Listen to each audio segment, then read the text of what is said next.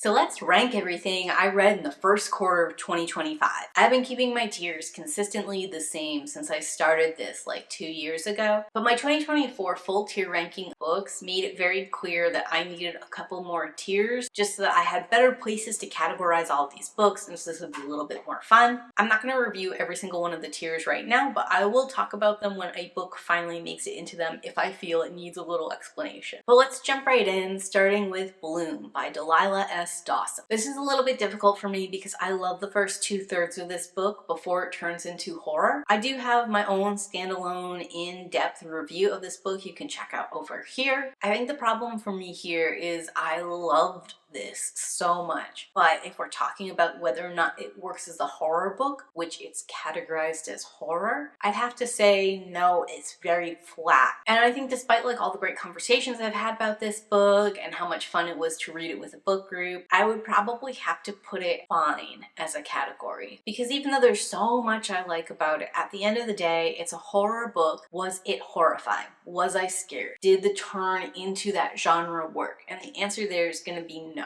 Next is Christmas Magic by Alexandria Moody. This is a book I got partially through in my January Read What You Own challenge, and then I decided the book wasn't for me. I think I'm going to put it in waste of my time because it's one of those free ebooks, and even with the free price tag, it wasn't worth reading. Next is going to be Christmas Mate by Marissa Dobson. This is another one of those free ebooks that I tried to read in my winter series. This one, the writing was kind of egregious, as well as like the characterization of these people and the whole contrivance of their like romance plot to begin with. So I think this one's actually going to fall into not If You Were the Last Book on Earth, because I'm not reading anything by Marissa Dobson just based off of this experience. Next is Consumed by Rhianna Burrett, and I read this as part of my Read What You Own challenge in February. This is definitely one of the better books I read during that point in time. I think I'm just going to put it straight, and I had a good time. It's a short novella. I liked the horror and the description of it. Rhianna Burrett knew what she was writing and executed well with that. Bringing Me into Coven of Sorrow by Melody Lynch. I'm going to go ahead and put this in the worst of the series. This is a new category I'm creating on my tier ranking list, and every book series has to have one book that goes in worst of the series. For the Melody Lynch series, this is going to be it because it's the book that made me decide I was done reading this particular one. It probably should have been the book before this, but I ended up picking this one up and giving it a try. I just think that poor Trinity Jones has gone into like such an unfortunate series of events, and it's like such a Debbie Downer now as an urban fantasy to read. I don't want to keep going. Next is Experiments in Love by Rhianna Burrett. I think I'm charitably gonna put this in generic. There's some stuff in this book about medical experimentation, participation in medical studies, and consent that makes this really disgusting and to me unforgivable. But I do think it's sort of par for the course for this kind of urban fantasy, like where there's a mutant genetic thing going on and it turns out to be fantastical in some kind of way. I feel like I see this a lot, and I don't like it in any of the books that I see it in, but I don't want to be overly aggressive in just this one book when like it's pretty common. Next is The Hedge Witch Book of Days. I think ultimately this is going to go into forgettable. Here in March, I still remember it. I still like have some useful info because I just read it recently, but I don't think if you ask me about it in 6 months, I'm going to really remember much of anything specific in the book. Next is Hungerstone by Kat Dunn. I didn't really enjoy this book personally, but it does have a very high level execution, so that's where it's going. So what do I mean by high level execution? In this case, I'm saying that like the writing, the theming, the concept, the supernatural with the other thematic elements all pair really well. It's tied together, it's driving in one very distinct direction. It set out what the author intended to do, and it did it in a way that like was artistic and of a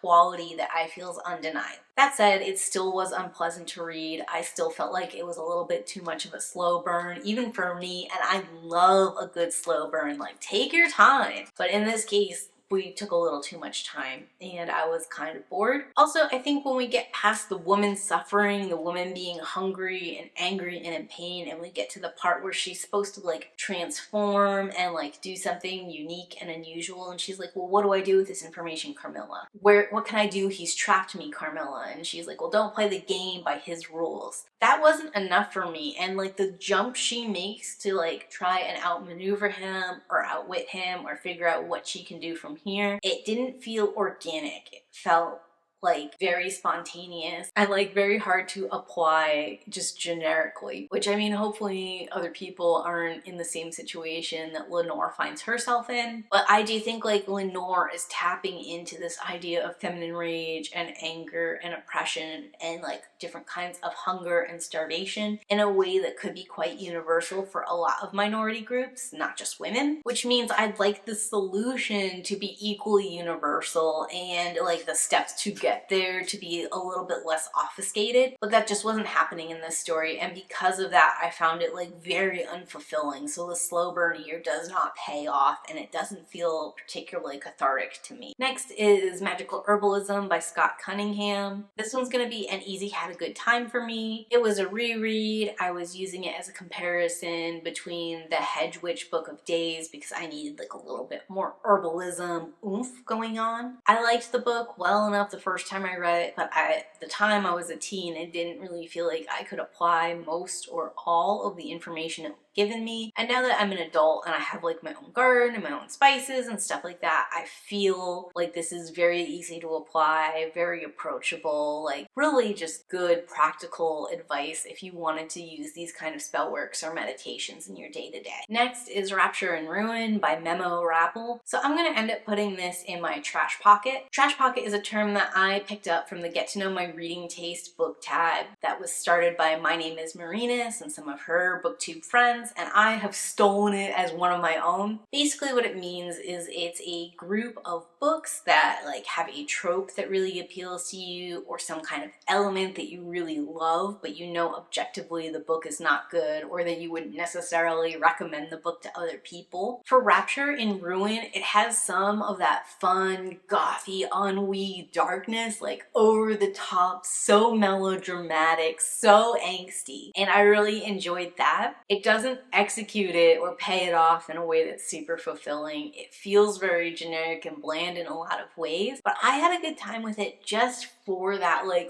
over the top, overly flowery, verbose sort of language. It like walks the line between literal, creepy, splatterpunk kind of stuff and like purple prose, and it never really decides to settle on one of those sides of the line. So in that way, it's actually quite confusing, but part of me just kind of loved it and found that charming about it too. Moving me into Reiki for Beginners. This one's just gonna go into Fine. Personally, I found it really helpful at the time because it was a great refresher on all the things that I know and like about Reiki and like some of the meditations and mantras that I just needed like to brush back up on. It's not giving you any special information and it's not presenting it in a particularly streamlined way. And in particular, it keeps referencing like online sites and online articles and online YouTube videos you could go to. And I don't know if I feel like that kind of thing should be in a book. Like, yes, in a bibliography if that's where you got the information from, but like referencing me to YouTube videos from a book feels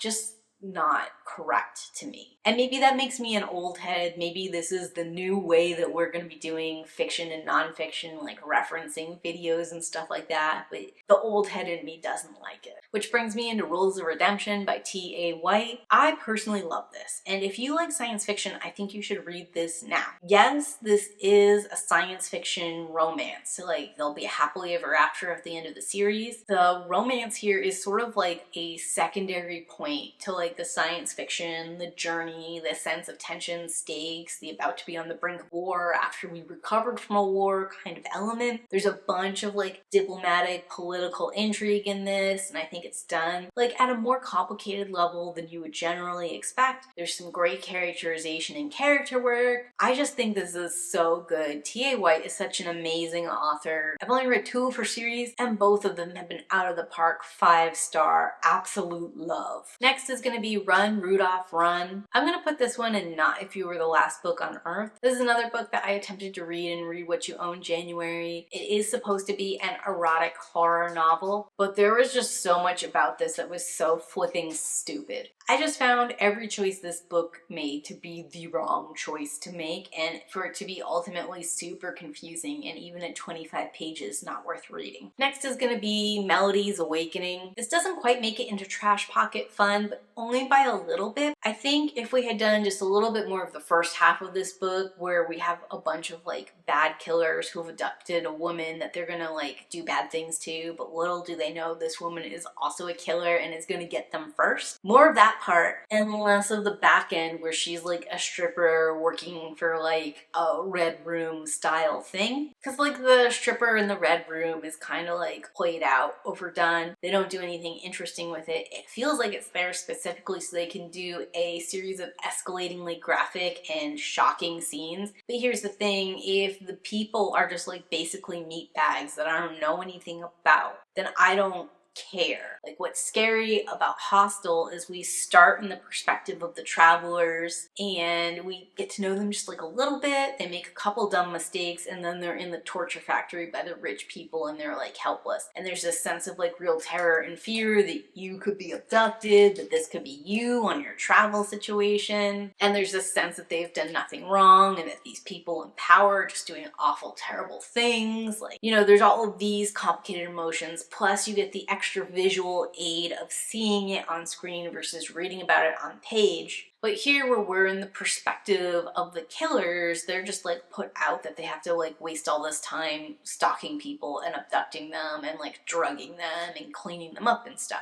So that sort of removes you from the horror of what's actually happening to the victims. It's also like removing you from the horror of like the randomness of possibly you being the next person being taken. It removes you from like the uncertainty of what's going to happen next, because we all know what's going to happen to these people next. And it removes you from the pain and stuff, because now you've been put in the perspective of the person who's doing the pain causing instead of the person receiving the pain. So on that level, I just don't think it's capable of delivering that punch the way something like Hostel does. And that really leaves you in a spot where all you can do is feel like this whole setup is super silly and ridiculous and like a little bit problematic, because it's very reminiscent of like the kind of stories you'd hear in a Satanic Panic sort of story. And it makes you think like we're just further marginalizing people who are already kind of marginalized and like setting up lies and falling into stereotypes about who these people are and what they do. In this case, I'm talking about like strippers and stuff, or like whether you strip because you need to for money or because you like to, like that's already kind of marginalized and already kind of put you in like this smaller subgroup that doesn't have the consideration or protection that maybe it should. And then like adding an extra stigma to that like now you're out there like collecting victims and doing red room stuff too is just like a lot. And because thematically there are those issues, because we decided to add that whole back half, and that's where the series is gonna go from here, is into red room stuff, not into more like revenge, killer girl, ganging up on killer men. I am less down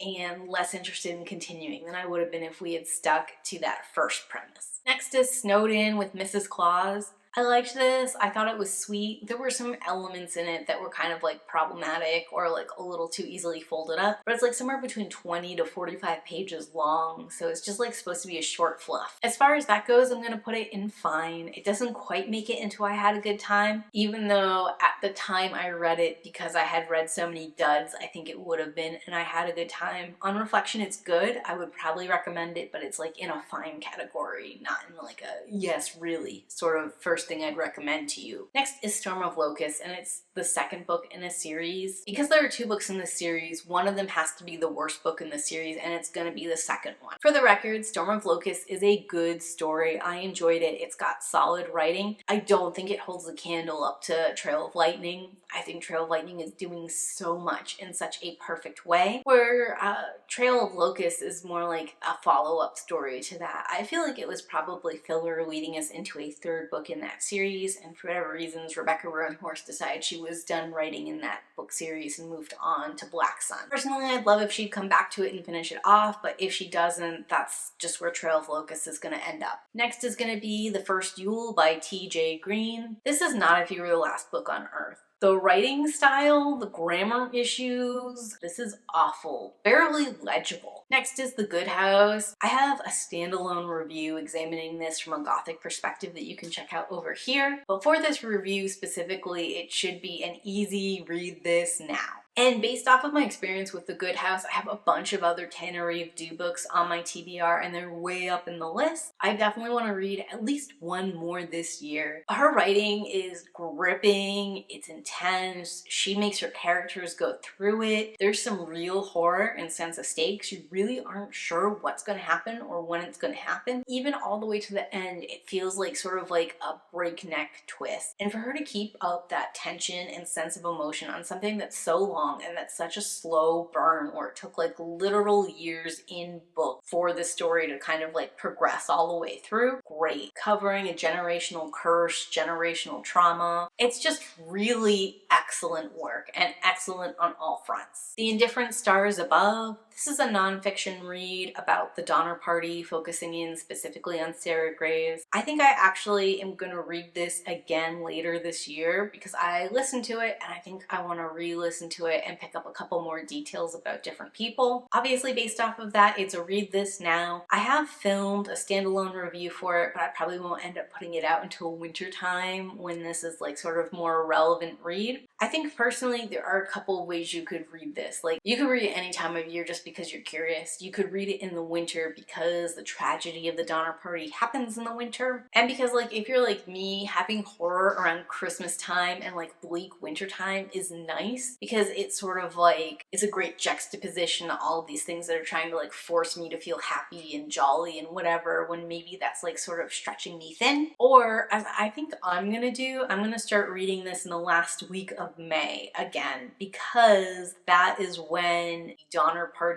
left on their Oregon Trail, which was way too late in the season. Even if they hadn't made a bunch of other mistakes along the way, they would have been in jeopardy of significant struggle just traveling so late in the season. Rolling Me Into the Night and the Butcher Bird by Alex E. Harrow. This is a short story. It's very reminiscent of the 6 Deaths of the Saint that she did in the Into Shadow collection and that I read last year. It's definitely a read this now. This is the second thing I've read by Alex E. Harrow and it is as amazing as the first. In some ways it's better. It's doing some different transformative things in a different, interesting way, but it's building on a whole bunch of things I love, and the writing is so high level, the execution is great, and it's a short story. Like, it's so much easier to recommend a short story for someone to try something on than like a whole 9-book series. Next is The Mud Puddle Manual of Natural Magic. I'm gonna tentatively put this in waste of time. I didn't finish reading this book. I wanted cozy fantasy, and I personally feel like this was miscategorized into cozy fantasy as it appears that there was a murder, a disappearance, and like the threat of insanity for one of the main characters. None of that feels cozy, low stakes storytelling to me. But also there was like a ton of racism and like some classism and some other issues, and the way that it was presented made me feel like the characters who were the good guys were uncomplicatedly on the wrong side, and we were going to present this as like a morality tale in a way that was very off-putting to me. Next is The Polar Bear's Fake Mate. This is going to go into generic. I think there was a potential for this story to do something unique and interesting, and it didn't go there. On top of that, this is a shifter romance story where the steamy part of the story does not happen until 75% of the way in, which makes sense because it's an arranged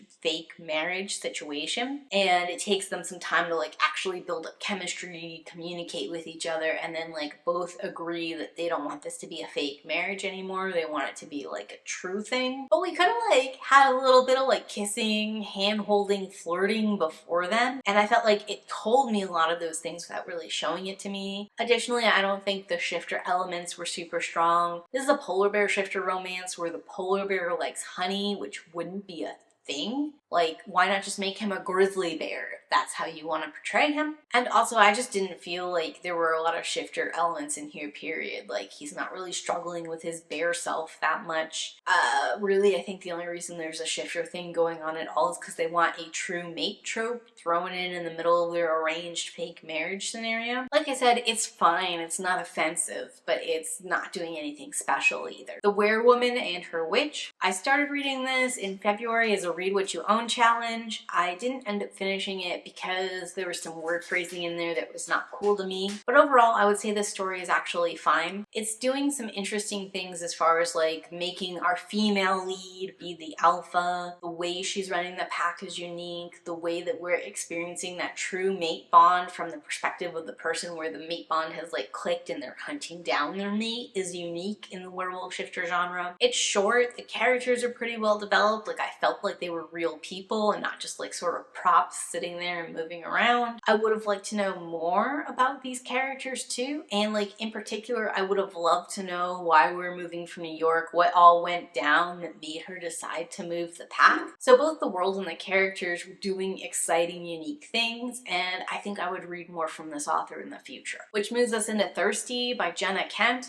I think I'm gonna have to jump this into generic. I want to put it in fine, but this book has a massive amount of trauma dumping in it, and I just don't think I can in good conscience like bump it up into fine. There's nothing like super wrong with it. There are definitely moments where I felt genuine and authentic chemistry between our two lead characters. There's also some stuff in it that made me feel like a little bit uncomfortable, but I think the story itself is supposed to be sort of silly, crack fiction, self-insert, like the author self-inserted themselves into the story. And in that regard, it's kind of fun and working. I think it can be fine as long as you don't take it too seriously, and I think it's sort of like a staple of those like sports genre from what I've seen so far. Next is going to be Trail of Lightning by Rebecca Roanhorse. This is an easy read this now. Really loved this book. Loved the story it was telling, loved this character. All of it is going really well. I think the only thing I don't like about it in retrospect is its sequel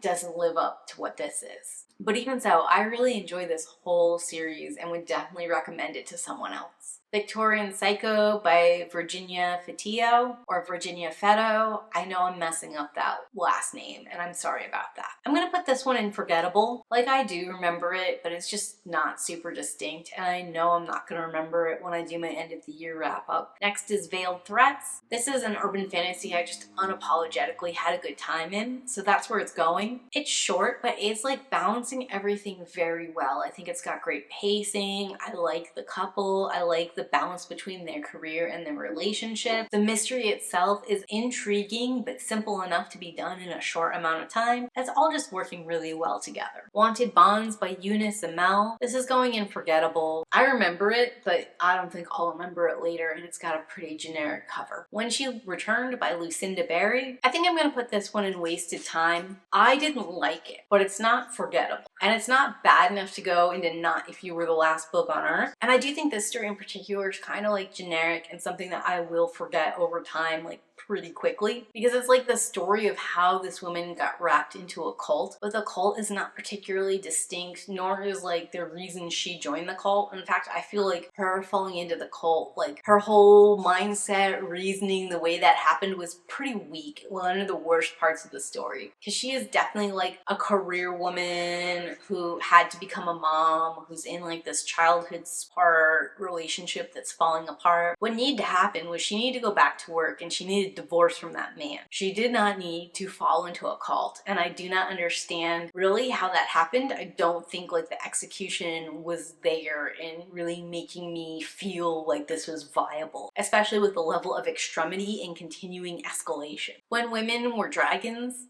I understand that this isn't going to appeal to everyone, but as far as I'm concerned, you need to read this now. There are definitely pitfalls in the narrative. Sometimes I think it takes a little too long to get to the point. I find our main character a little frustrating, and I find the book overly preachy. All of that said, it takes us through this great full journey. I feel all of the emotions. I'm left feeling so like uplifted and hopeful. It reframes a whole bunch of things in ways that are interesting and hopeful. I think partially like this is a book I need right now.